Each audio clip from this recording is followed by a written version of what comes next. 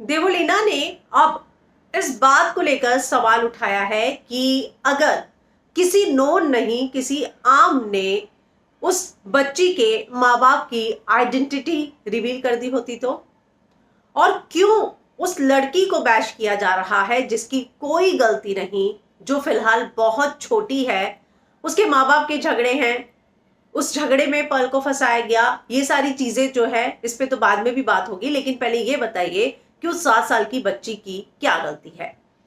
तो अब डेवो जो लगातार शुरू से इस पूरे केस पर अपनी राय रख रही हैं, उन्होंने एक लंबा चौड़ा पोस्ट जो है शेयर किया है।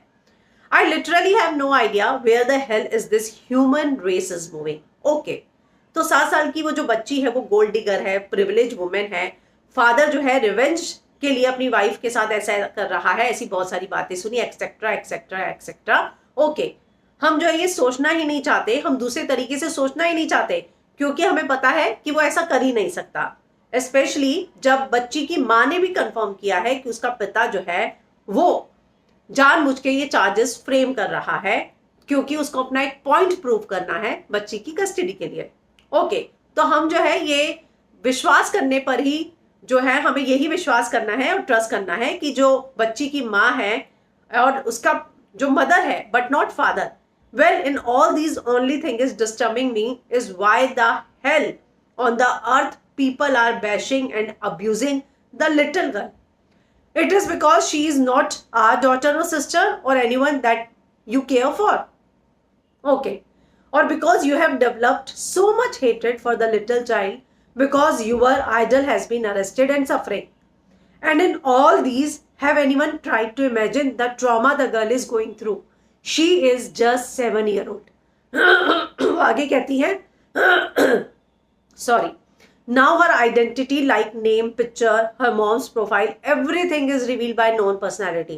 So you can imagine what is happening there. As we all believe in democracy and right of speech gives all the leeches the right to slut shaming, even she is a kid. This is the truth of today's society. I really wonder, अगर एक common man ने इस तरीके से victim की identity reveal की होती और अगर वो इतना नोन नहीं होता तो क्या सिनारियो फिर भी सेम होता? Nowadays it is common to choose your voice to raise conveniently, but how about your conscience?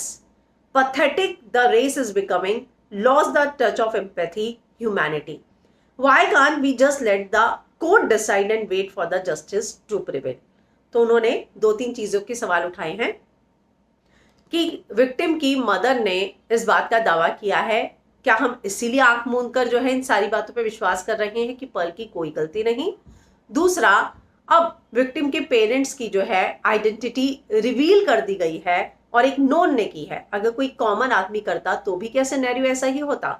तीसरा, उस 7 साल की बच्ची की गलती क्या है जिसको हर कोई ट्रोल कर रहा है या जिसकी आइडेंटिटी रिवील कर रहा है, उसकी गलती क्या है? तो अब डेवो ने ये सारे सवाल पूछे हैं और कहा है कि कोर्ट को अपना काम करने दिया जाए, कोर्ट डिसाइड करेगा क्या सही है क्या गलत है, हमें कानून पर थोड़ा विश्वास होना चाहिए। तो अब आप इस बारे में क्या कहना चाहेंगे, कमेंट जरूर कीजिएगा।